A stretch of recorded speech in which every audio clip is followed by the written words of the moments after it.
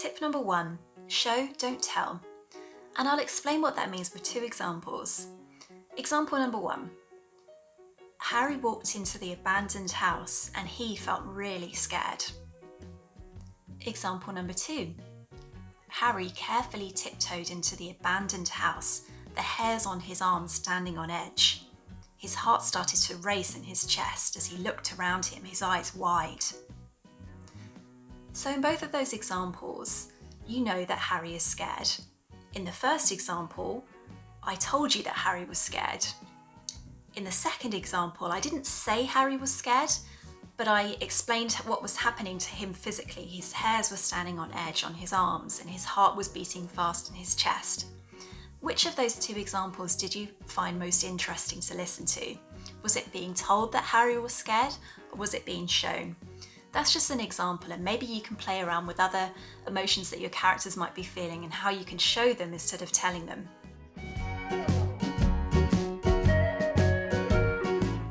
Tip number 2, notice interesting things about people and places.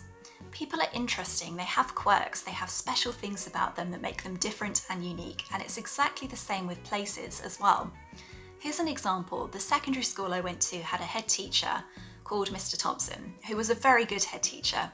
And there's 2 things that he used to do that really stick out in my memory because I've never seen anyone else do these things.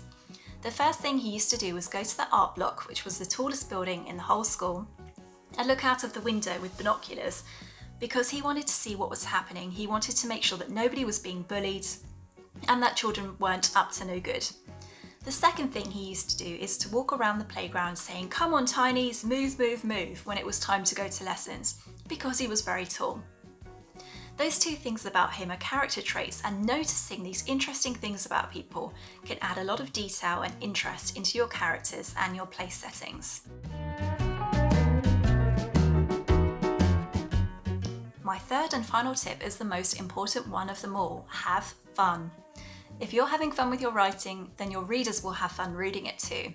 And the possibilities are endless for characters, plot, setting. In the words of the Isley brothers, it's your thing, do what you want to do.